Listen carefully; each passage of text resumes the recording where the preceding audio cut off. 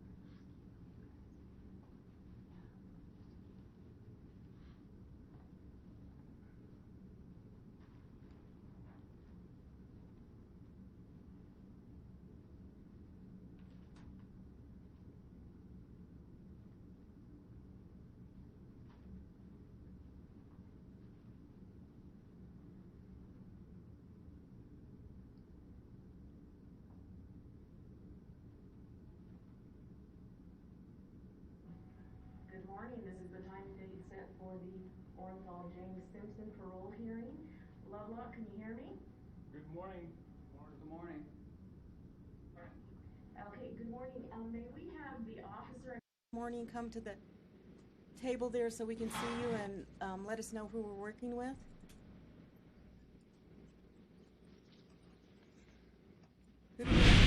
Caseworker LaFleur.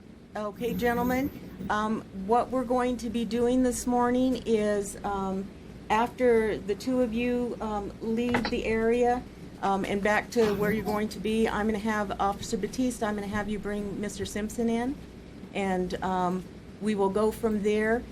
The camera angle that you've got is perfect. If you'll keep your camera right there, that'll allow us to see the people we're supposed to be seeing. And Caseworker LaFleur, I will refer to you if you'll have your program up and your computer system up. There are some questions I'm going to be asking you to confirm for us, so if you'll be ready to do that, I would appreciate that. So gentlemen, if you'll go to your spots for me and bring Mr. Simpson, and I believe he has representation with him, if you'll bring them to the table, I'd appreciate it. Thank you. You got it.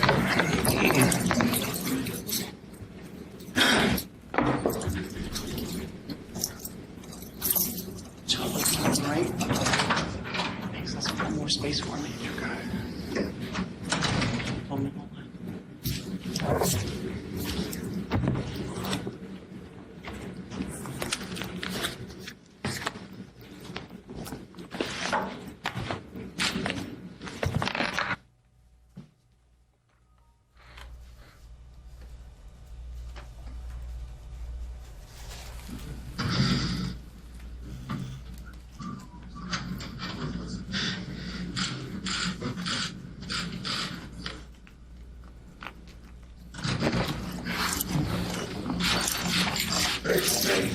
Good morning, gentlemen. If you'll take a seat, please. Thank you. And you are Orenthal James Simpson? Correct. And Mr. Simpson, will you please give me your NDOC number for the record? 1027 820. Thank you. Good morning, Mr. Simpson. And you're represented by whom this morning? Mr. Malcolm Laverne, my attorney. Okay, and welcome, Mr. Laverne. Mr. Simpson, the first thing I'm going to do is put on the record your notice of this hearing and advisement of rights and ask you if you will recognize your signature for me, please. Yes, I believe, yes. Okay, thank you. Having recognized your signature, I'll declare for the record that you've been properly noticed and will go forward. I'm Chairman Bisbee. Okay. With me this morning to the right is Commissioner Endel. To my left is Commissioner Sir. Jackson, and then to her left is Commissioner Corda. We're seeing you this morning Sir.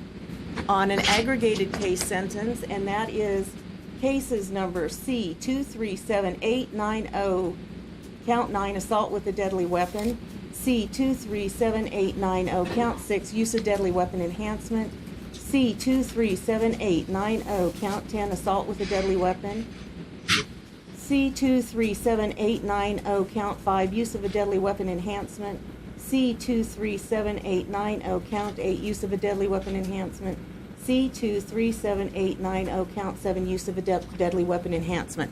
And one of the things I want you to make you aware, those enhancements include both to the kidnapping and the robbery charges, even though they're not necessarily the way I've said it, make that clear. And a caseworker LaFleur, I have a parole eligibility date of October 1, 2017, with a current expiration date of September 29, 2022. Is that correct? That is correct. I have a parole eligibility date of October 1st, 2017, and an expiration date of September 29, 2020. Now, at this point, caseworker LaFleur, is there anything that would change that parole eligibility date? That parole eligibility date is not going to change. Okay, thank you very much. Mr. Simpson, you are getting the same hearing that everyone else gets. I want to make that clear from the get-go. However, since we have a crowd of people here that have not taken advantage of our public meetings before in order to attend a hearing. Some of the things I'm going to say are going to get a little bit lengthy, so you will understand everything, but it will be new information for some other folks. So just wanted to let you know that from the get-go. So I will tell you that as appointed members of the Nevada Board of Parole Commissioners, we have an ethical duty to consider each inmate for parole in a fair and consistent manner. Like other parole boards across the country, our responsibilities include needing to balance prisoner rehabilitation with public safety, as well as taking action that considers the interests of justice. So that's what we're doing here this morning. We have adopted a guideline to assist us in making consistent decisions. We apply the elements and factors of our guideline to each inmate being considered for parole. A component of the guideline is our risk assessment. The board uses a scientifically developed, validated risk assessment as part of its parole guideline. The risk assessment helps us determine which inmates are more or less likely to return to prison if we release them on parole. Using a risk assessment is not unique to Nevada, as a number of other state parole boards also use them. We have revalidated our assessment 3 separate times in the past 14 years, and it has consistently shown to be predictive. Using this risk assessment has significantly improved our overall performance. I'm going to go over each of those items of the risk assessment with you at this time. And just as an aside, this risk assessment is being revalidated even as we speak by the JFA Institute. So it's pretty darn predictive is the bottom line here. So my first question for you, Mr. Simpson, were you arrested for the first time at the age of 24 or older? I was arrested for the first time, I think, at the age of 46 or 47. So you were over the age of 24? Yes, ma'am. Okay. And am I correct that you have never been on parole or probation before, therefore you have never had a parole or probation revocation? That is correct. Okay. And I have that you were unemployed at the time of this offense because you were in retirement status. That's correct, yes. Okay. Now, this is a property conviction. We're currently hearing you on the robberies and the enhancements. And so you have been assessed as a property offender. Now, we've also assessed you as having a substance abuse problem. I'll tell you why that is. You have indicated also in the past that alcohol had a big factor in this particular crime. And the fact that you have spent the last almost 9 years in prison because of an alcohol-related incident would be indicative of having some sort of at least temporary substance abuse problem. So we have scored you with having some history there. We have you as male, and we have that you are currently, very recently turned 90 years old. 90, I'm sorry about that. You look great for 90. How about we take 2 decades off and call you 70? Okay. We don't have you as having any gang affiliation, nor has the NDOC found you to have any gang involvement. We do note that you have completed one of the vocational trainings in having completed the computer application course. We note that you have not had any disciplinaries, either current or pending, and that you're currently medium level there at Lovelock Correctional Center. Would you say that all of those items are correct, sir? Yes, ma'am. Okay, you do score out. Your risk score scores you in a low risk. However, because of your particular offense, that severity is the highest. When we combine your risk score along with your offense severity, our guideline recommendations are that we consider factors. Now, what consider factors means is we consider everything in terms of whether or not you're a risk to reoffend and return to our criminal justice system. And so what we do at this point, when we're looking at the risk score, we also look at what are called aggravating and mitigating factors. Now, aggravating and mitigating factors don't include everything in the world. They're very specific as to what we consider under those items also. So under the aggravating and mitigating factors in your particular case, we have mitigating or positive things for considering you for parole. is the fact that you've been disciplinary free throughout your entire period of incarceration. You don't have any prior conviction history. You have community and family support. You have what appears to be stable release plans. You have participated in programming, some rather significant programming. On the aggravating factors, and the only thing that fits under our aggravating characteristics in terms of risk in your situation is that at the time of this offense, your victims indicated that they were in fear for their safety, having been threatened with a gun during a commission of a crime. So those are the risk aggravating mitigating things we are considering. That's your overall risk score. Right now, I'm going to stop talking for a while and ask the members of the panel if they might have any questions of you. Yeah, Mr. Simpson, you've lived most of your life in the public spotlight. Yet you go into a hotel room in Las Vegas, bring along 4 other men with you.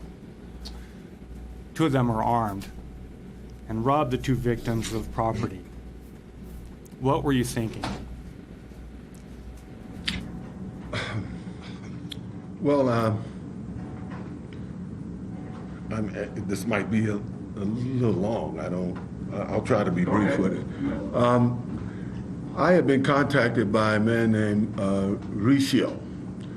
He had contacted me over a period of time, told me that there was some guys that was trying to get him to fence my property, and he thought I should come and get it. Well, I kind of blew him off because I'm really not interested in football property.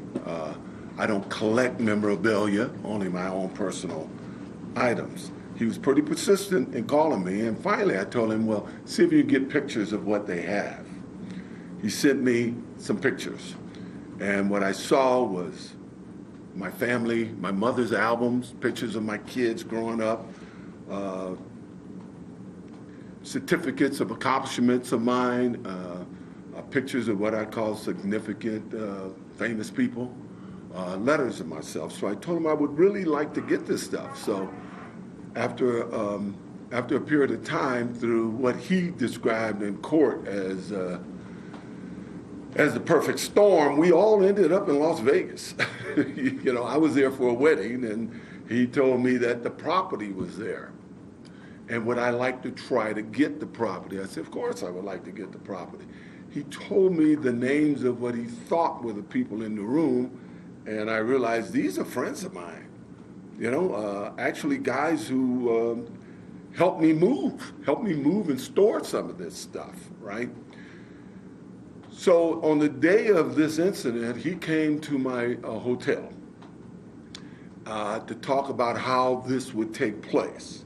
I told him I met with a lawyer last night, and my sister and my daughter and some other friends, and discussed it. I pointed out another lawyer that was at the poolside as a part of this wedding party that was going on. I said I discussed with him, and they told me that I can't do this if we're going to their home or even to their storage, OJ. You cannot go in there, because if they ask you to leave, you got to leave. I said, Restitution, you got to get him to bring it to a public place. He said, well, let me see what I can do. All of this has been testified to, so I'm not just going, you know. He called me and told me he told them to bring it to his room, and he's going to have it brought to his hotel, and would I come and get it? I said, of course I'll come and get it. He says, a lot of stuff, OJ, you better bring some friends. Well, I had a couple of friends there at the wedding that was going to go with me. He also said you should bring security. And I said, well, I know these guys, I don't think I need any security. I mean, it turns out that one of the guys, Bruce here, I didn't know it was him. I thought it was another guy named Mike, a friend of his, an ex-partner of his. But I said, I don't need any security. Well, later that day, when they arrived at his hotel and spread out my property, he called and he said, they're here. You come here, I'll meet you in the lobby. And you need security, OJ. This guy, Beardsley, big guy, and he's a little weird. You know, I think anybody that knows him knows he's a little different. I still told him this guy is not dangerous, man, but he says, man, bring some security. During the day when he was there, he met people from the wedding, and one guy, McClinton, said he did security in Las Vegas, and it would help his business if he could have me as a client. I told him I didn't need him, but after he insisted that I bring security, I said, I can use your help. I went to the hotel. I met Mr. Riccio in the lobby. The two guys, they also met us there, which was a big mistake, obviously. I realized that quite soon after this. And Mr. Riccio led us to his room, put the key in the door, and let us in. I know I've seen the last 2 or 3 days the media reporting we broke in the room. Well, we didn't break in any room. Mr. Riccio brought us into that room. When I came into the room, I noticed spread out everywhere was my personal property. You know, the only thing I saw that was on display that wasn't mine was some baseballs, and I made it clear to everybody, those are not mine. All I want is my property, and I think there's a tape of it. You hear me on at least 3 or 4 occasions say, I just want my property. Go forward and try to make it a little quicker. At some point, we started, when we're leaving the room, actually I was being pushed out of the room by the security guys, because while I was in there and I recognized Bruce was there, I was surprised to see him as he testified. I was shocked really to see him.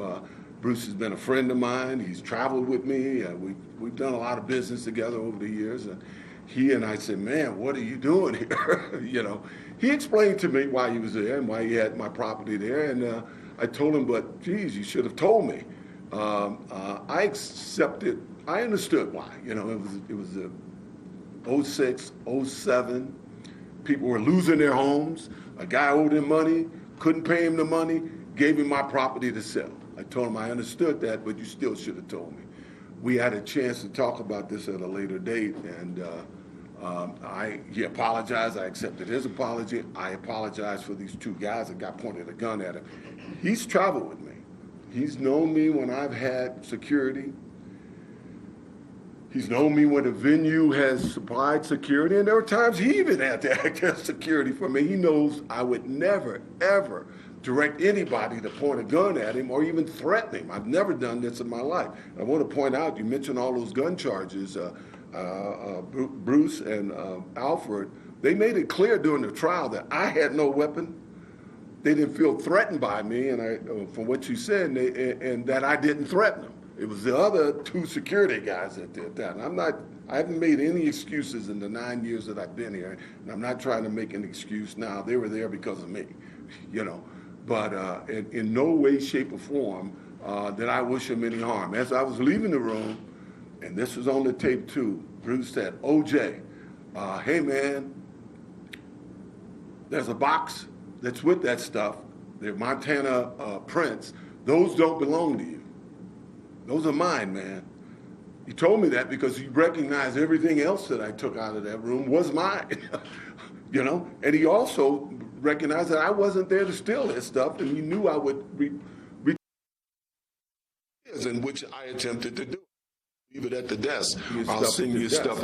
We didn't know at the time that this security guy, Walter Alexander, had stole his BlackBerry, phone, but the minute I saw that, I made him send it back, and he gave some cockamamie story in the trial that why he didn't take it back. In any event, I'm no danger to pull a gun on anybody. I never have in my life. I've never been accused of it in my life. Nobody's ever accused me of pulling any weapon on them. And Bruce knows that I would never do that. I never have. I want to also, as a postscript, add that, when I got to Lovelock, the state of California took up the issue of whose property it was. They did an investigation, and they came to the conclusion that it was my property. They turned it over to me. I have it now, So, it's kind of mind-boggling that they turned over to me property that I'm in jail for trying to retrieve. It was my property. I wasn't there to steal from anybody. And I would never, ever pull a weapon on anybody. So you believe that the property was yours? It's been ruled legally by the state of California that it was my property, and they've given it to me. I have it. The question was, that's why you went into the a hotel Oh, room yeah, because yes, you sir. believed that the I- property was yours. Yes, man. You know, whenever he was just telling me, when Mauricio was calling me, just telling me this, I wasn't interested. It wasn't until he got actual pictures of what they supposedly had, and because it was family photos and stuff, that's when I got interested in going there, and I only went there to retrieve my own property. What were you thinking when the guns were being brandished? Well, I didn't see the guns brandished. I didn't see, you say guns, as I understand it, one guy who was behind me somewhere pointed a gun at him. So I never saw him brandish a gun. When I left there, I called back to the room to ask Bruce, you said that there was some pictures, what do you have? And I asked him, did this Walter Alexander return his cell phone? He told me no, and he says, OJ, it wasn't cool that guy pointed a gun at me. I said, who pointed a gun at you? He says that, he kind of described who it was. To be honest, I didn't really believe him at the time. I asked the 3 guys I was with, they all said they didn't see him do it. I got back to my hotel, we waited for these 2 security guys to show up. And the minute they drove up, the first thing I said, man, did you pull a gun in that room? And he swore to high heaven he didn't. And I asked Walter Alexander for the cell phone, and he kind of threw the cell phone to me. But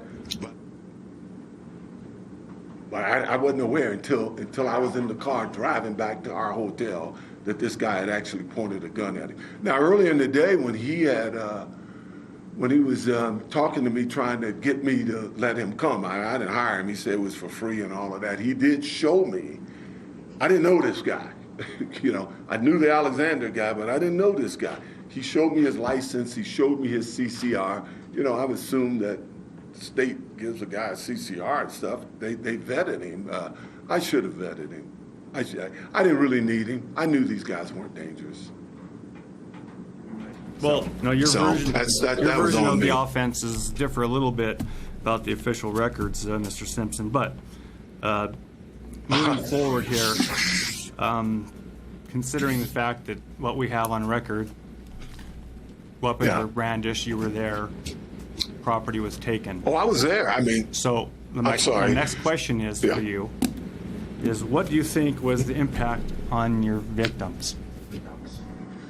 well, I know what the impact was. I mean, we've talked about it. I mean, Mr.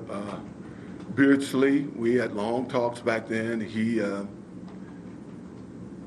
told me that he had tried to call my lawyer. He testified in court that he had called my lawyers and tried to tell them in the months previous that guys had my property and they were trying to sell them, but my lawyer never called him back. He actually testified for me, I'm sure you know, during the trial. Bruce and I talked, and you know, Bruce was traumatized by it. Fortunately, as I said, we talked it out. He knew that I would have never condoned what happened. He accepted my apology, and I told him that these guys should be put in jail. If they did that, you know, I wasn't going to defend them. Unfortunately, they got a get out of jail free card when they say OJ told me. Nothing I could do about that. But I want to point out that, you know, Bruce, I knew his family. I mean, when his mother was terminally ill, I'd call, she was a fan, I'd call her and sing to her. The night before or the night of the jury's verdict, his son actually called me and tried to give me a head up on something to do with memorabilia and told me that he and his mother was cheering for me. You know, this family knows that I wouldn't wish any harm on these guys, ever. These are friends of mine, and I'd like to think we're friends again. Thank you. Good morning, Mr. Simpson.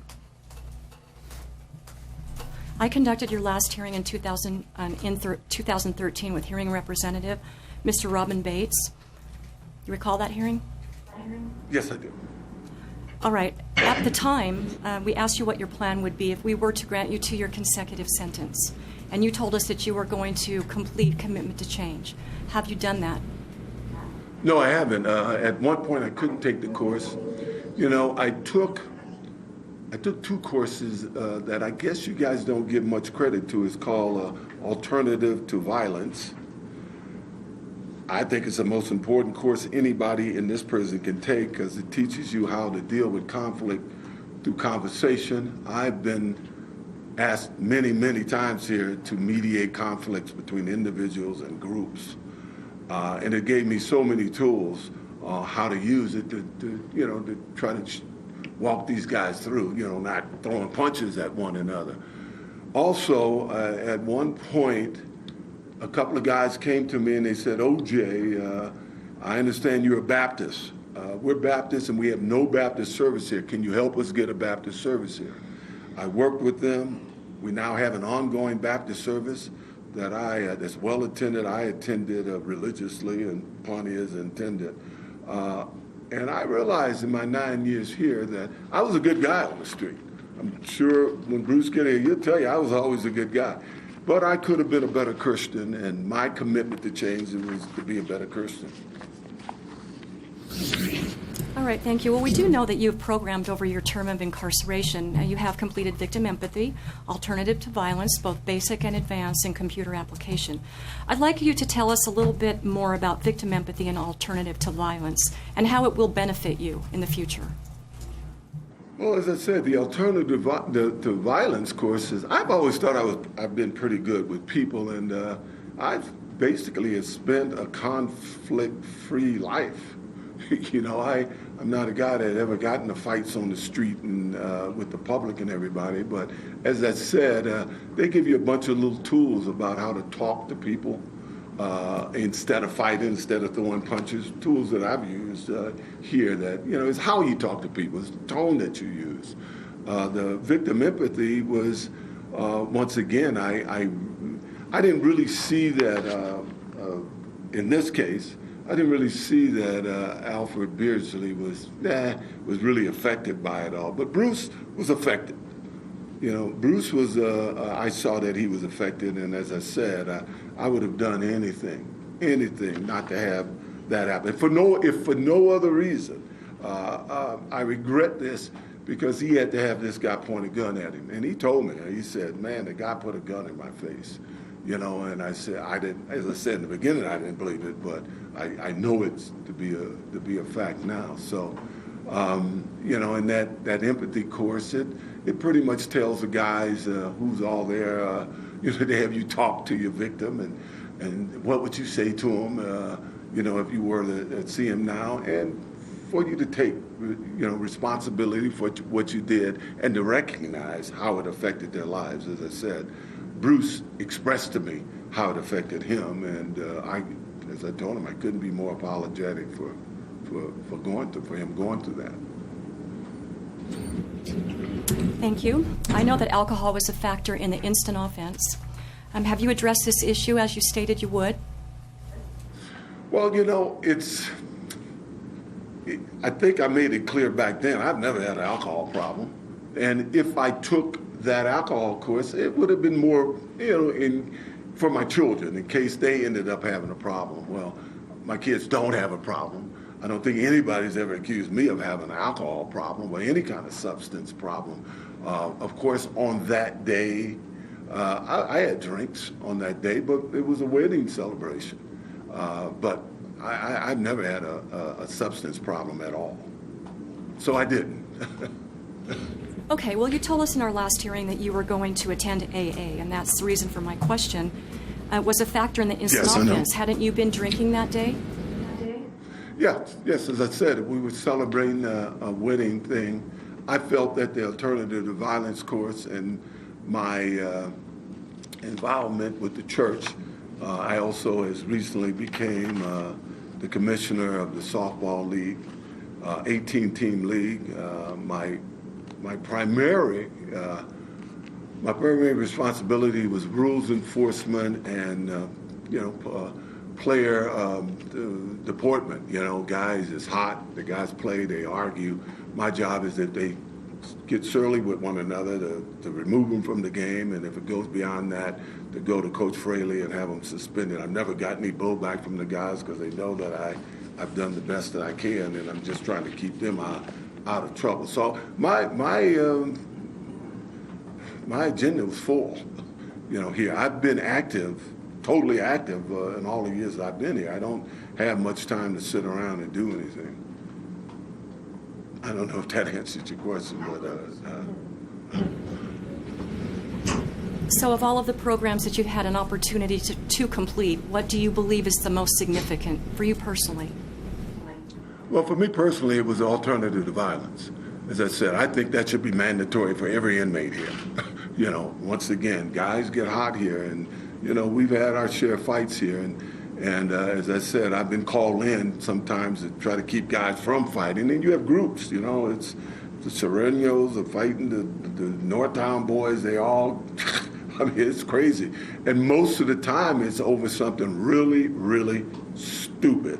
In a basketball game, somebody will say something to somebody, or somebody will go to somebody to complain to them about it, and it's how they complain to them about it that actually initiated the conflict, the fights. So I for the life of me, I don't understand why that is not a mandatory course for everybody here.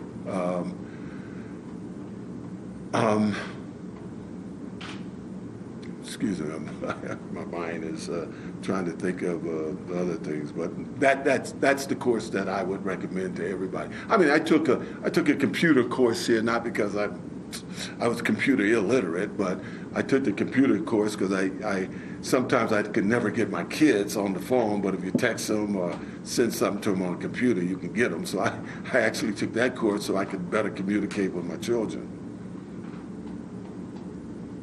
All right. Programs prepared you to return to the community setting? So, I believe so. I've missed a lot of time, like 36 birthdays with my children. I spent the 12 years leading up to this incident in Vegas, raising two kids in L.A. In Miami, and with all the media stuff, we got these guys like Jeffrey Felix making up stories and stuff. That was happening out on the street also. But I was able to keep their eye on the ball. They had great grades. They went to the college of their choice, and I ended up missing their graduation because of it. Trust me. I wish it would have never happened, but as I said, the courses that I take, and I hope it helps me more if I run into those conflicts with my kids. I'm not a guy that has conflicts on the street. I don't expect to have any when I leave here, but I feel that I'm much better prepared. But more so from, I think, my commitment to being a better Christian, because I thought I was a good guy. I had some problems with fidelity in my life, but I've always been a guy that pretty much got along with everybody. Are you humbled by this incarceration? Yes, for sure. As I said, I wish it would have never happened. I was going to start, I didn't know how we were going to do this, by apologizing to the people of Nevada, because I wish this would have never happened. I apologized to him at my sentencing. There's nothing I can do about this kind of media circus that's going on right now, but I could do something about the whole thing in the beginning. If I would have made a better judgment back then, none of this would have happened. And I take full responsibility, because I should have never, I haven't made any excuses in 9 years here, but I should have never allowed these alleged security guys to help me, because it turned out they were only trying to help themselves. If they weren't there, Bruce and I, we tried to do this. We tried to sit down in the room and call this guy Mike Gilbert and discuss it all, but these guys took over and we were unable to do that. If we were able to do that, you would have never heard about this. None of us would be here today. Okay, and lastly, I'd like you to know that we received hundreds of letters of support and opposition. And while we always encourage public input, the majority of the opposition letters are asking us to consider your 1995 acquittal and subsequent civil judgment. However, these items will not be considered in this case. Thank you. Thank you. Thank you. Thank you, Thank you. ma'am. Thank you. Mr. Simpson, when we grant offenders parole, one of the conditions of parole we will impose is to pay court-ordered restitution to the victims of the crime. According to the judgment of conviction, in this case, you and your co-defendants were ordered to pay $3,560 in restitution and return 12 Montana lithographs to the victims. Can you tell us the status of the restitution and the return of the property taken during the robbery? Well, I was unaware of the restitution. I do know about the prints. When I was talking to Bruce on the phone and asking him, was there anything else that should be yours? He said, the cell phone, right? So I said, do you want to come and meet us with that, or or how do you want to do it? Mr. Cashmore, now the guy I didn't know, Mr. Cashmore said, hey, I got to go by that hotel. I'll drop it off, right? He testified to this too. This is not an allegation from me. Mr. Cashmore testified to it. So I say, hey, this guy is going to come back. He's going to drop it off at the hotel. His testimony later was that he didn't remember the name of who he was supposed to drop it off to, and that they had decided to screw OJ. We're going to keep this stuff. I mean, this is his testimony in court. The last thing I heard is that he actually tried to use those prints the word, I can't find the word, to get his bail with his bail bondsman. He was trying to use it as I can't think of the word. The restitution. Restitution for his bail bondsman. So the last that I know of these lithographs was that this Cashmore had them. I didn't know this guy, that he had them, and he testified to the fact in court that he had them. The restitution. Let me ask you this. Yeah. The restitution was paid By my lawyer. Yes. Okay. The total restitution has been paid, and there is no pending. Yes. The property has been returned to the lithographs as well. That's what you were saying. You never had them. I have no idea what this guy's. Oh yeah, he says that they have been returned to him. I'm sorry, Bruce just signaled me that they have been returned to him. Okay, thank you. All right. Thank you, man. All right. If granted parole as opposed to completing your sentence in prison, you will be under supervision in the community. Why is it better to be in the community than in the prison? Well, you know, I do have 4 kids. I've missed a lot of time with those kids. I think I am a guy who's always been a giving guy. I've, even on the street, people have always come to me. My reputation has always been that I'm open to the public. I'm open to everybody. Right now I'm at a point in my life where all I want to do is spend time with as much time as I can with my children and my friends, and I'm not looking to be involved with the media. I've had so many offers for interviews when I've been here in Lovelock, and I've turned them all down. I'm not interested in any of that. I've done my time. I've done it as well and as respectfully as I think anybody can. I think if you talk to the wardens, they'll tell you I gave them my word. I believe in the jury system. I've honored their verdict.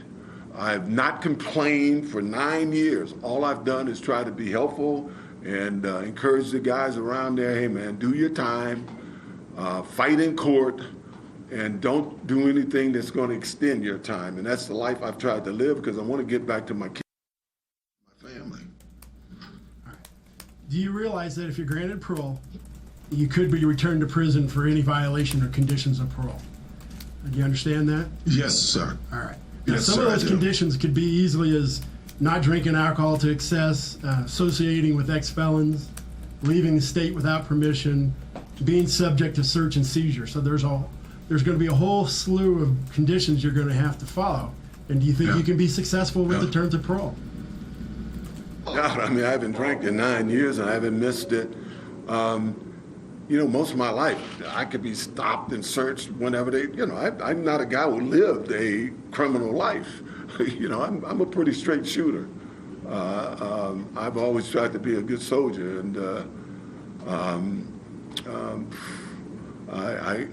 have no problem, none whatsoever, in living with those conditions. The other side of that, as an easily recognized person in the community, if you're granted parole, how will you handle public scrutiny in the community? Well, I've been recognized ever since I was 19 years old. We've been, it's always a crowd. This is not new to me. Rarely have I even in the last 20 years, rarely have I even had any person give me any negative stuff in the street. I mean, people give you looks and everything, but I'm pretty easily approachable. I've dealt with it my whole life, and I really don't foresee any problem dealing with the public now at all.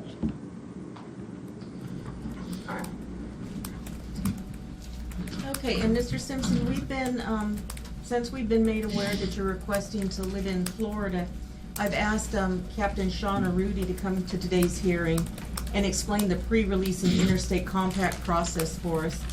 Captain Arudi is an officer with the Nevada Division of Parole and Probation. He's also the Interstate Compact Commissioner for the state of Nevada, so I'm going to ask him to come forward. And again, these are things that would happen behind the scenes with any hearing that we would have. But because we have a crowd of people that are asking questions, we thought it'd be best to have Captain Arudi present to explain it to everyone. Thank you. I mean, I could easily stay in Nevada, but I don't think you guys want me here. No comment, sir. Good morning, Captain Sean Arudi from the Department of Public Safety, Division of Parole and Probation. As Chairman Bisbee shared with you, I serve two roles. I'm a captain with the Division of Parole and Probation for headquarters, and I also serve as the commissioner for Nevada for the Interstate Compact.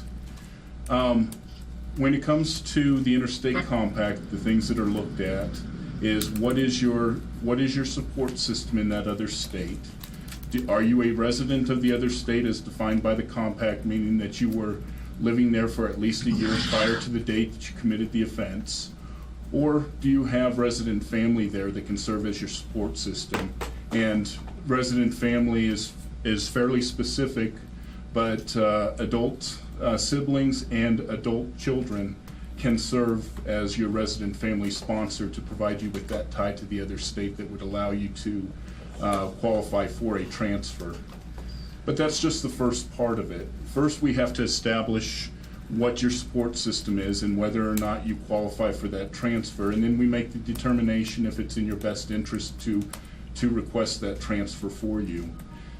Once we make that decision, there's an offender application for transfer, which includes a waiver of extradition, which is required to be signed before anyone is allowed to submit a request for transfer to another state. What that does is it outlines to you what the requirements of the compact are, that you're subject to terms and conditions not only by the sending state, which in this case would be Nevada, but also by the receiving state. If you were looking to join your family in Florida, that the Florida would be able to impose conditions on you that would be consistent in the same manner that they would treat one of their own offenders in a like circumstance. From the once that offender application for transfer with the waiver of extradition, and the waiver of extradition serves the purpose that if for some reason you violate the terms and conditions of your supervision, you understand that Nevada has the authority to come and return you to Nevada to answer for those violations. Once we obtain that signed offender application, we will process that along with the other paperwork and documents that we need to submit to the other state, and they will then have up to 45 days to conduct their investigation on whether or not you qualify for the transfer and whether or not you have a valid plan of supervision. Once they determine that, their caseworkers will forward that through their compact office back to the Nevada compact office. And once we have a decision by that other state, then that would be provided to you through your case manager at the Department of Corrections. That's how the Interstate Compact part works. On the pre-release side, The pre-release, we have pre-release specialists who work closely with the caseworkers at the Nevada Department of Corrections, and they help to develop that valid plan of supervision we were talking about. What is your plan of release? Where do you want to go to? Who's your support system? Once they make that determination, they process the information that's necessary. And in this case, if you were to apply for an interstate compact, our pre-release specialists would be the ones to forward those documents to the other state for their consideration. Once the determination was made and once a valid plan was developed, then they would work with your caseworker to set up your release, and your caseworker would then manage the release through the Nevada Department of Corrections. Does the panel have any questions for Captain Arudi? I do not. Okay, thank you. Okay, thank you. Thank you. Now, Mr. Laverne, I'm going to defer to the two of you and Mr. Simpson. We'd like Mr. Simpson to be able to tell us anything else he'd like to tell us. We'd also like to hear from one of the supporters if one of them wishes to make a brief statement to the board. And we would also like to hear your statement, Mr. Laverne. So I'm going to put that back to you as to what order you want those three things to happen. We're going to hear from We're going to hear from Mr. Simpson's daughter, Arnell Simpson, first, and then I'll make some closing remarks. Okay, and Officer Batista, if you will make that switch for us, please. Thank you.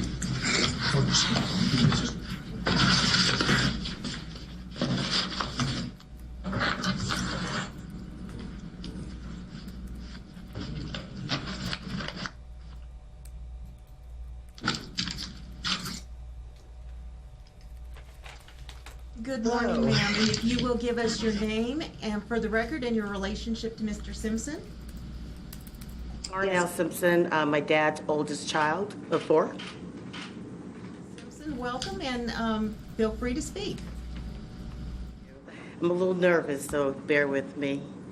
So are we. I know it's a lot.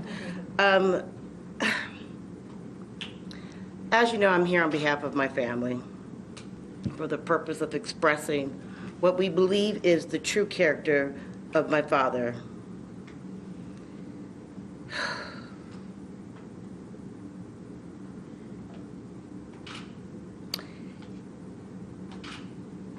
No one really knows how much we have been through this ordeal in the last 9 years. Excuse me.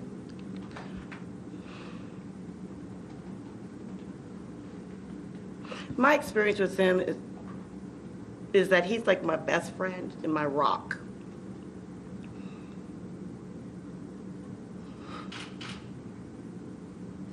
And as a family, we recognize that he is not the perfect man, but he's clearly a man and a father who has done his best to behave in a way that speaks to his overall nature and character, which is always to be positive no matter what. He has spent the last 9 years in Lovelock, as we all know, and has been a perfect inmate, following all the rules and making the best of the situation, which is truly amazing to me under the circumstances. The choice that he made 9 years ago that resulted in the sentencing counterproductive to what he was trying to achieve. We were all at a wedding of a very good friend. As his daughter, I can honestly, my dad recognizes that he took the wrong approach. Could not handle the situation. He could have handled the situation differently. My siblings and family know that he didn't make the right decision on that day, but we know that his intentions were not to go in and to just make the wrong decision at the wrong time. Throughout this ordeal, we have remained close. We have stayed strong. And I, for myself, am grateful to God for giving us the strength to get through this last 9 years and to stay positive always, no matter what. And a lot of that is because of him. So on behalf of my family, my brother, my sister, an aunt, an uncle, his friends, we just want him to come home. We really do. We want him to come home. And I know in my heart that he's very humbled throughout the situation. This has been hard. I'm gonna be honest. This has been really, truly hard. And there's no right or wrong way to explain how to handle this. But we do know that, I know that he is remorseful. He truly is remorseful.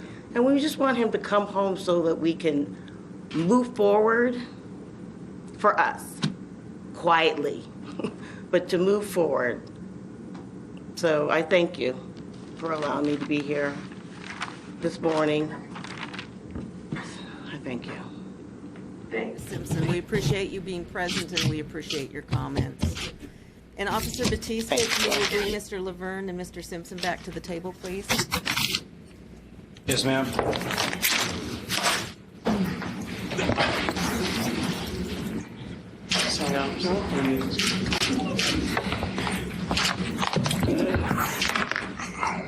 And Mr. Laverne, this would be the time for you and Mr. Simpson to make any closing remarks that you'd like to make.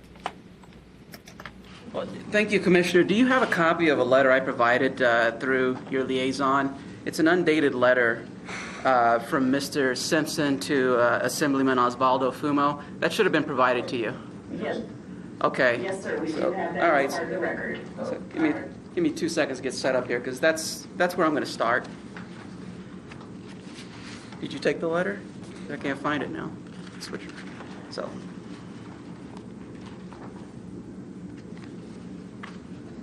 And the letter, as you can see, is very short, so I think it would be appropriate just to read it into the record, if the commissioners would allow me to. That'd be fine. Okay. But the first thing I have to do is find it. Here it is.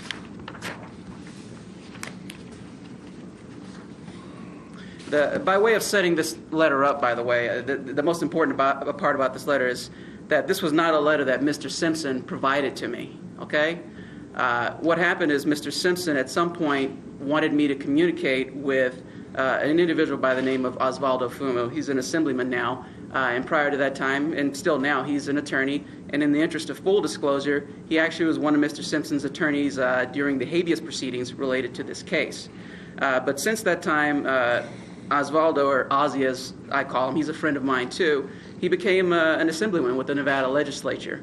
And after that, Mr. Simpson sent Mr. Fumo a letter, and I found out about that letter not through Mr. Simpson. I found out about this letter through Mr. Fumo when I was advised to thank Ozzy Fumo for providing some books and some educational equipment to the prison here at Lovelock, Nevada. And so here I'm going to read that letter. And by the way, Mr. Simpson did authenticate this letter this morning. I'd only produced this to him this morning when I got to see him prior to this hearing. He did indicate that he was the one who wrote this letter. And even though it's not dated, he indicated it was probably sent to Ozzy within the last 9 months or so. Dear Legislator Fumo, first of all, allow me to say how happy I was to hear about your new position as a state legislator, although I was not surprised to hear about your interest in furthering the education and helping of prison inmates. I must admit, I've always taken my exposure to education for granted, partly due to my prowess as an athlete. I have always been afforded opportunities for higher education. It wasn't until I got to prison that I realized just how many people did not have the exposure to said education, in part because of their circumstances, i.e. gangs, bad neighborhoods, lack of parental supervision, poverty, etc. But Ozzy, I can't tell you how inspiring it is to see how said inmates have taken advantage of the educational department and the advantages that it offers. I have seen a change in some inmates as far as their self-esteem goes that is amazing. They come to me to talk about subjects that they would have never even thought about before their exposure to education. They talk to me about things they want to do when they are released, things they never would have thought about they were capable of before. They say, quote, "You can't teach an old dog new tricks," end quote, and as a, quote, "old dog," end quote, my friend, I can tell you that is not true. I am currently taking a computer science course, or just a computer course that has shown me that even I am capable of learning new skills. These new skills, at the very minimum, will help me better communicate with my children. Who knows, you may even see a webcast or blog in my future. I work in the athletic department here at Lovelock, and I fully enjoy what I do and can tell you that this is very important for the inmates to have a release for their energy and for recreation. But I can think of no better place to use state funds than to educate, add to their self-esteem, and to prepare these guys for their eventual release. In closing, I want to tell you how much I look forward to following your political career and your participation in what I know will be a very successful prison educational program. Gratefully yours, Orenthal J. Simpson. And it's signed by Mr. Simpson. And the reason I wanted to read this to you is because, and just kind of surprise Mr. Simpson with it, is because obviously this is Mr. Simpson's, what I would consider one of Mr. Simpson's first opportunities to have clout in the political system of the state of Nevada. He pretty much has an end at that point. He has Ozzie Fumo, who they had an attorney-client relationship with, a very good relationship, and now Ozzie is in the assembly. He's in a position of power. And what does Mr. Simpson do? Does he say, "Ozzie, can I have a better bed?" Or does he say, "Ozzie, can you pull some strings, get me out of here earlier?" No, he doesn't do any of that. He uses that clout. The one time he has some clout in the state of Nevada, he uses that clout to obtain funding for books and education in this prison. And some of those men, as Mr. Simpson said, they really are going to get out and they're going to have a decent and a better life for themselves as the result of Mr. Simpson's efforts through Mr. Fumo. I think that's the definition of character.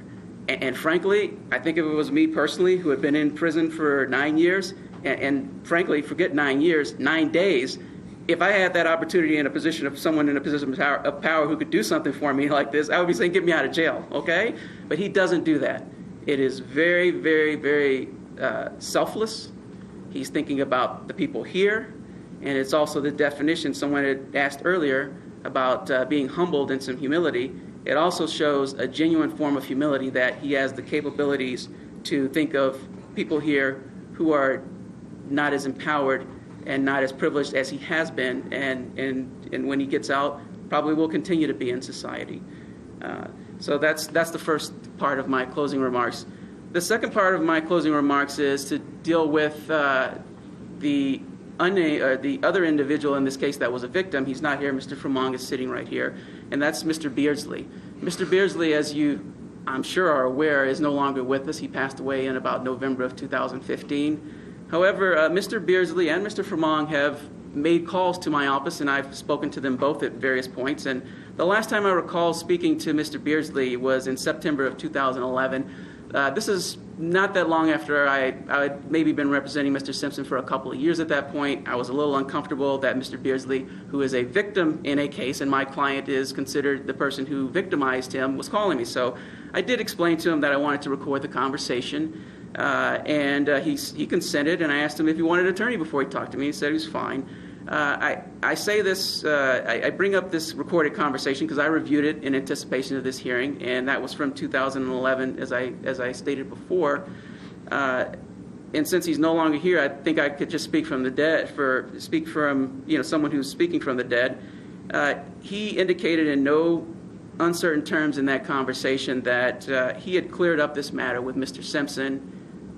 He was trying his hardest to do whatever he wanted to get Mr. Simpson out of prison, and they had just made right. Mr. Simpson had apologized to him.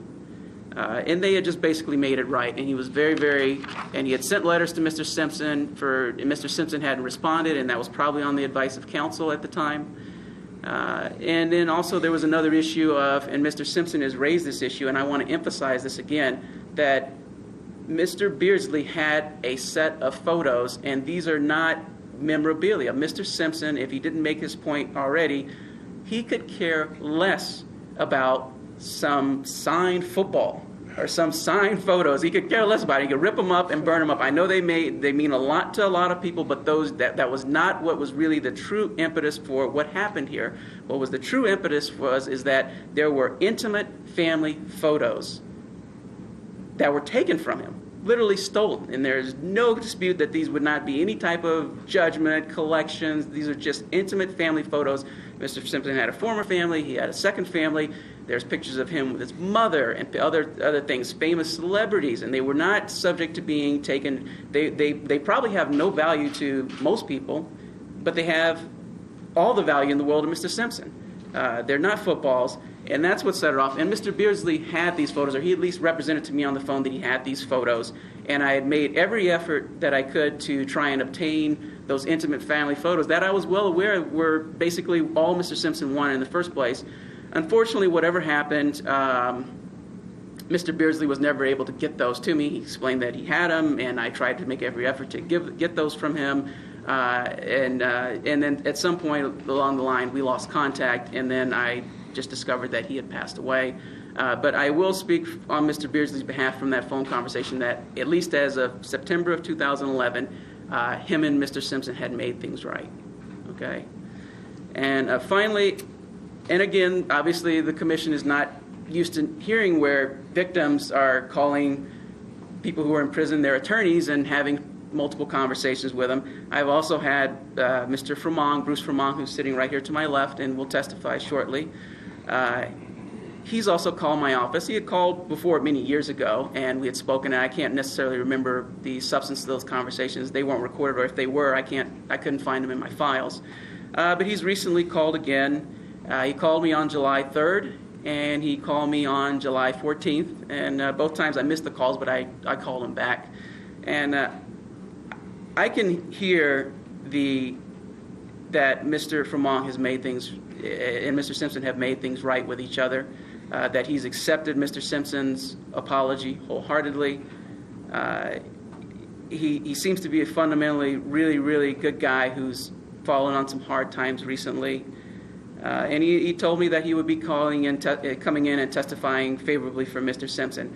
I made sure I told him probably 15 or 20 times to say whatever he wanted to say because, obviously Mr. Simpson's attorney talking to a victim, it could be interpreted the wrong way. So again, Mr. Fremont, say whatever you want to say.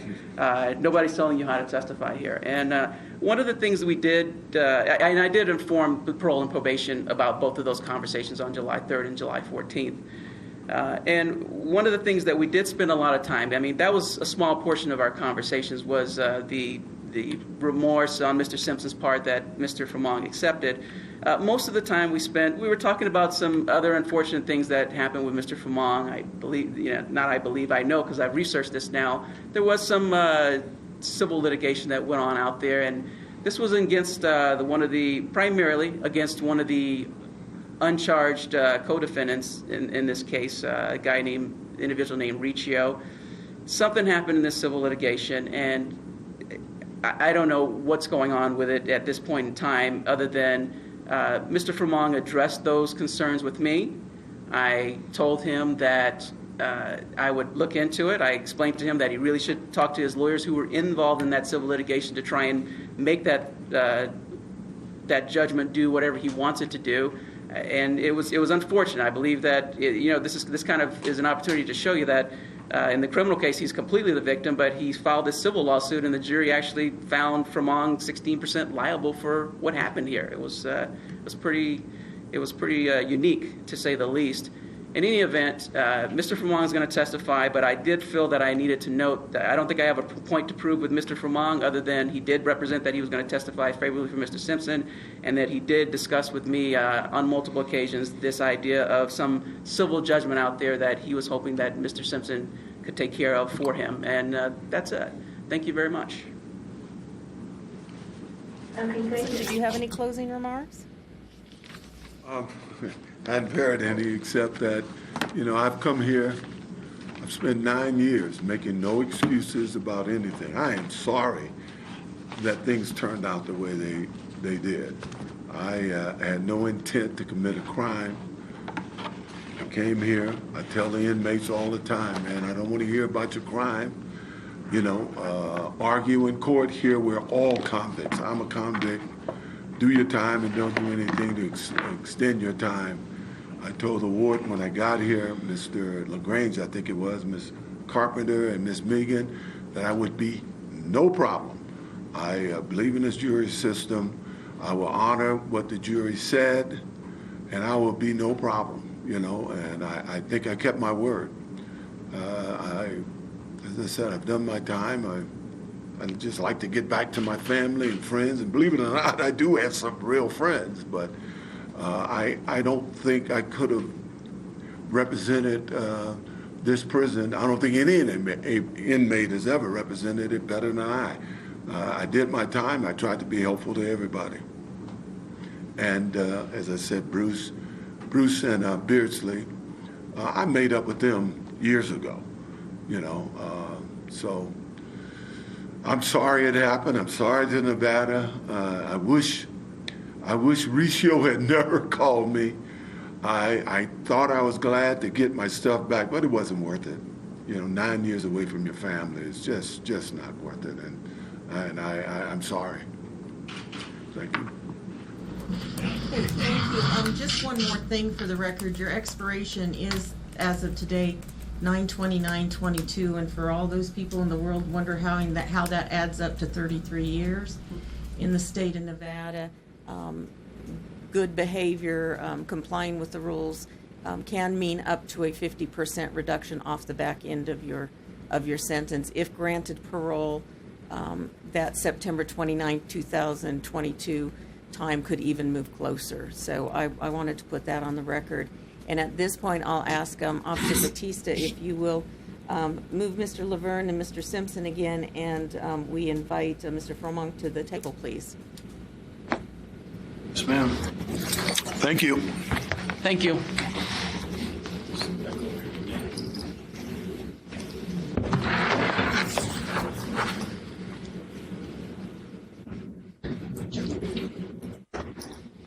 And Mr. Fromong, if you will put your own name on the record for us, please, and then proceed.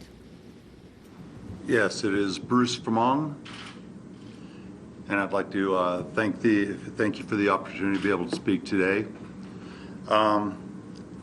First and foremost, I'd like to state that I'm not here just as Mr. Simpson's friend of almost 27 years, because that I am, but today I'm also appearing as the victim of the crime on September 30th, or September 13th of 2007. On that day, I felt that Mr. Simpson was misguided, not by himself, but also by Tom Ricio. He was led to believe that on that day there were going to be thousands of pieces of his personal memorabilia, pictures of his wife, from his first marriage, pictures of his kids, Arnell and Jason, family heirlooms. He was told there were going to be possibly his wife's wedding ring, thousands of things. He was misled about what was going to be there that day. A man named Thomas Ricio had promised him this big package. In reality, Thomas Ricio had never met me. Never had met me in his entire life until the night of the robbery. He got there and saw all this stuff. He went down, he got OJ, and instead of telling him that that's not what was there, he brought him up anyway. And when OJ got there, unfortunately he was already worked up and had people with him that were hollering and screaming, There's a lot of commotion going on in a very, very small room. Real small room, wasn't it, OJ? And a lot of things happen very quickly. And unfortunately, if OJ had just said, everybody out of here, OJ, Bruce and I need to talk for a minute, none of this needed to happen. But that didn't happen. And it took, one of the things I want to make clear is that it took me 2 years in a California court because in a judge's infinite wisdom, instead of going ahead and turning things, sent to a California court to get straightened out. And after having to fight the Goldman's lawyers, OJ's lawyers, and it took me 2 years to get back with over 600 items. A majority of it did come back to me because I had to go back 19 years through our friendship, but I had to go back 19 years and produce records for 88% of the stuff. And it is true that items in that room belonged to OJ. There were no two ways about it. But it's also true that I have never stolen anything from OJ. I have never stolen from OJ. I think OJ will admit that I did not take anything from you. It wasn't me. An ex-partner of mine and his mistress, Christy Lukemeyer, have taken things. Other people have taken things from OJ, but I have never stolen from OJ. OJ is my friend, always has been, and I hope will remain my friend. But there were things in that room, and I admit to that. And I'm sorry things did not work out differently. But there were, and I will make this clear to you, OJ never held a gun on me. There was a coward in that room, a man named McClinton, came up gangster style, acting like a big man. He held the gun on me, not OJ. Another man came in, hit me, not OJ. He never laid a hand on me. A lot of people are yelling, bag that stuff up. Let's get out of here. During the trial, he testified against OJ, and this is why I absolutely believe him. After I had already testified against OJ, I'd already said everything I had to say. We happened to pass each other in the hallway. And OJ came up to me and said, "Can I talk to you for a minute?" And we had a chance to talk to each other. And I told him I'm sorry that I did not get the opportunity to call him and tell him that I had those few items that belonged to him. I told him I'm sorry that I didn't call him because we'd been apart for a long time. We hadn't had a chance to talk for many, many years. And I'd been buying stuff from Mike Gill.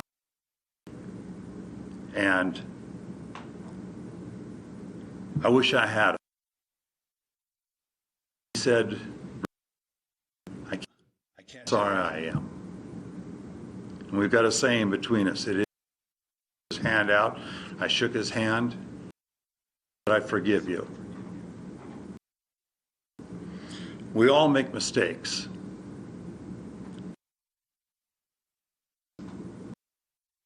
He's been here and for an inmate. He's been an example to others. During the trial, I recommended. That's what I recommend. Yeah. And I'm here to say that I've known OJ for a long time. I don't feel that he's a threat to anyone out there. He's a good man. I know that he does a lot for other people. And I feel that 9.5 to 33 years was way too long. And I feel that it's time to give him a second chance. It's time for him to go home to his family, his friends. If he called me tomorrow and said, Bruce, I'm getting out, will you pick me up? I'll be here tomorrow for you. In that bus.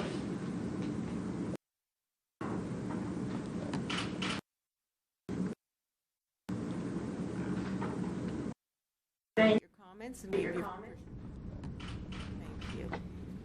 And so, Mr. Thank you for this Laverne opportunity. You're welcome. Mr. Laverne and Mr. Simpson, if you'll return to the table, please. Being present today, thank you. Thank you for the So opportunity. Mr. Laverne and, you're welcome. Mr. Laverne and Mr. Simpson, if you'll return to the table, please.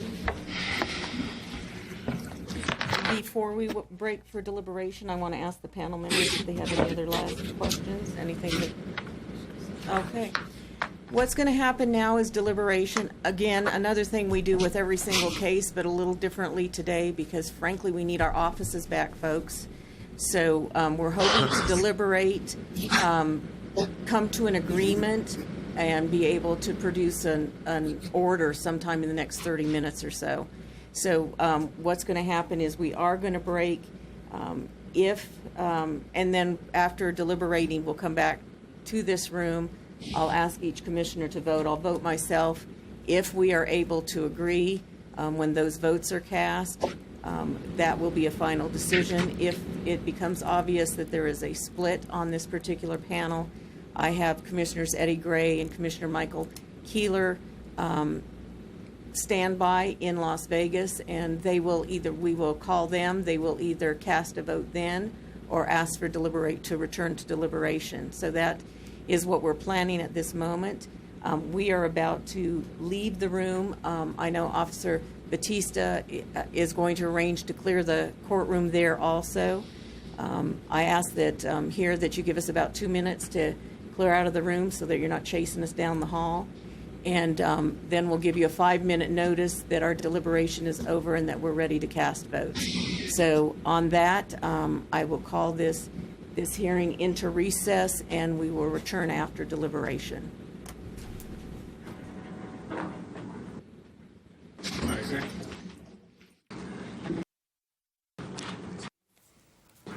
Gripping procedure there at a Nevada parole board where O.J. Simpson leaves the court. He's been appearing on video link before that parole board, seeking to leave the Lovelock Correctional Centre where he's been incarcerated for the last 9 years on parole. And we've heard evidence, testimony from O.J. Simpson himself, from his lawyer there, and indeed from one of the victims of the crime for which he was convicted, leading to him being sentenced to 33 years in Lovelock after that crime in Las Vegas. Well, I'm joined now by Michael McParland, QC, US attorney in UK. So, Michael, what did you make of that? And how do you rate O.J. Simpson's chances of getting parole? It was like watching a car crash. Everything is set up to give him parole today. Everything that the chairman said, how the board was constructed, the information they passed out to the public to explain the whole process is geared towards giving him parole. And then he started talking. Then he started being asked questions. And I think the board took him by surprise because they didn't do as they'd done in 2013 at an earlier parole hearing, where they started the process by asking him to make a little statement. Because he said, we'd intended that I should apologise to the state of Nevada and all this. What they did, they started with the first commissioner, Mr. Tony Corder, the bald gentleman in the grey-green suit. They asked him why such a person of a public background as he should do such a thing. And then O.J. started talking. And I've been watching this, one after the other. They've accidentally done their best to lose him this parole application.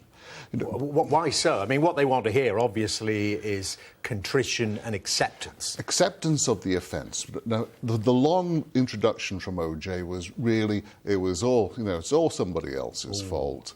It's all, I've never made any excuses, but here they all are, the same excuses being repeated again and again, that he actually ran at the trial. He's then asked by Miss Susan Jackson, the dark-haired lady there, about things he'd said to her in 2013 when they gave her parole. For example, about alcohol. He'd been drinking that day, and that's a big no-no within the rehabilitation parole. And he'd promised in that hearing he was going to go to Alcoholics Anonymous. So she asked him, well, did you go? Oh, no, I don't have a drink problem on all this. You said in the parole hearing you were going to go to a certain course about changing behaviour. Did you go to that? Well, eventually, no, he went to some other courses which he thought were important, such as avoiding violence, alternatives to violence, but he didn't do this. And all the time you see occasionally this strange chameleon that is O.J. Simpson, this character who was known throughout America in the 60s, 70s, 80s as this figure that transcended race and it was just everyone's hero, could turn into this snap. He's got a temper inside him. Just pause there, Michael, because I want to just, if people haven't been sitting all the way through the hearing and say it was gripping stuff, let's just play a little bit of O.J. Simpson and when he was asked why he wanted to get parole. This is part of his justification. Right now, I'm at a point in my life where all I want to do is spend time with as much time as I can with my children and my friends, and I'm not looking to be involved with the media. I've had so many offers for interviews when I've been here in Lovelock, and I've turned them all down. I'm not interested in any of that. I've done my time. I've done it as well and as respectfully as I think anybody can. I think if you talk to the wardens, they'll tell you I gave them my word. I believe in the jury system. I've honored their verdict. I've not complained for 9 years. All I've done is try to be helpful and encourage the guys around there, hey man, do your time, fight in court, and don't do anything that's going to extend your time. Well, I want to go live to Nevada, where, of course, the hearing is taking place. Carson City, to be precise, in Nevada. Our US correspondent Greg Milam is there. And, Greg, this is probably the most famous prisoner in the world, certainly one of them. Huge interest. Yeah, even the sports networks here in the US are showing these proceedings live, which tells you a lot about the level of interest that there is in this phenomenon that is O.J. Simpson, a man who divides opinion in America, right back to that, what they called the trial of the century in 1995, when, of course, he was cleared of the charges of killing his former wife, Nicole Brown Simpson, and her friend, Ron Goldman, subsequently, of course, found to be responsible by a civil court for their deaths. And ever since, he has been a figure that is hugely controversial here. And in many people's minds, when he was sentenced back in 2008 for this robbery, the charges that he's now appearing at a parole hearing for, many people felt that the state of Nevada, in many ways, was punishing him for what they perceived had happened in California in that murder trial, because it was seen as a harsh sentence, 33 years for armed robbery. They always denied that here, but there is a feeling that those two things became mixed up in many people's minds, and that's why he was given such a long sentence. It was mentioned briefly in the hearing today, the commissioners saying they received a lot of letters from members of the public for and against granting him parole, and saying that a lot of those against were about writing letters about his acquittal in 1995. But the commissioner said today that wouldn't be considered as part of this, as it shouldn't be. This is about that armed robbery conviction. But huge interest, and the series of documentaries and a dramatisation of his life that have been aired in the US and around the world recently have ramped up that interest again. A lot of people, of course, too young to remember what happened in 1995. But O.J. Simpson is very much a cultural figure once again in the US, and that's why there's this level of interest now in what's happening. And a strong belief here, I've got to say, a strong belief here that it would be a surprise if he wasn't granted parole in the next half hour.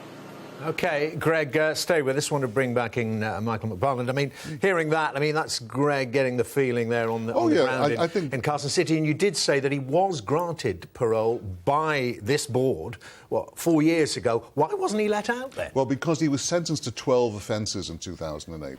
And some of them had a minimum time served of 5 years. And they came up for parole 4 years ago. Yep. And others the rest of them had a minimum of 9 because they were consecutive. They followed on from the end of the first sentences. So this is why I came here expecting to watch a short hearing in which he would be granted parole. And I think Greg's right. I think at the end of the day, they'll still say, well, he's a 70-year-old man. He's done a considerable time for this sentence, and we'll give him the benefit of doubt. They even had an officer in, Captain Cody, to show about how he's going to move to Florida and the arrangements that we put in place for bringing him back if he breached his parole. But he hasn't done himself any favours. He's done himself no favours at all. His lawyer didn't do him any favours. Even calling the witness Bruce Freeman at the end didn't really do him any favours. Why? Because OJ's lawyer had described Mr. Freeman as probably an OK guy, but he's had some hard times recently, and he's looking for OJ to satisfy a civil claim that he got succeeded against OJ for money. So, the temptation for seeing these old friends. And I was watching the faces of the commissioners closely, and my God, if I was in a case like this, they just were not impressed by this at all. Really weren't. Let's check back in with Greg and in Carson City there in Nevada. And Greg, just talk us through what's likely to happen. I mean, not with the decision, but they said there'd be a short recess, and they will make a decision, the parole board.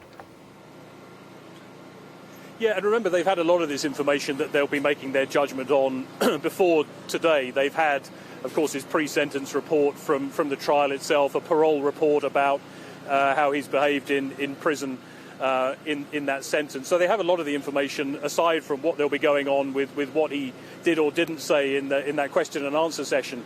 They also look at this risk assessment, and there are 11 questions on the risk assessment, and you get a point score for each one, points against you or some credits. Things like your age at the time of your first arrest. Well, O.J. Simpson's first arrest was for murder. He was 46 at the time, so he doesn't score badly on that. A history of drug or alcohol. Similarly, he'd been drinking at the time of the offence, so there are points there. But he's behaved well in prison. He had a good employment record leading up to his time of going to prison. He's got a pension from the National Football League still as a star player. So the feeling is he will score very well in that risk assessment, and that weighs into to what they have to decide. But they said before this hearing they believed it would be about 30 minutes. They are making a decision based largely on those factors that they would have considered before. But as we've been hearing, what he said and whether he showed real remorse for those offences, aside from saying sorry, they will be considering, and that's what O.J. Simpson will be waiting for. And we should say, even if they grant parole in the next few minutes, it will be October the 1st at the earliest that he will walk free from Lovelock, where he was giving evidence from. There will be a lot of organisation that has to go on before he can, but October the 1st, the earliest date that he can be free. OK, well, stand by on that note. Greg Milam, thanks very much indeed for the time being. That's in Nevada, and we will, of course, the clock is ticking then on that half an hour that the parole board gave us. About 10 minutes of that has gone, so we're expecting a decision about whether O.J. Simpson will be granted parole within the next, 20-25 minutes. We'll have it all live for you on Sky News. Before that, we'll have the fundamental differences between Britain and the EU as Brussels repeatedly calls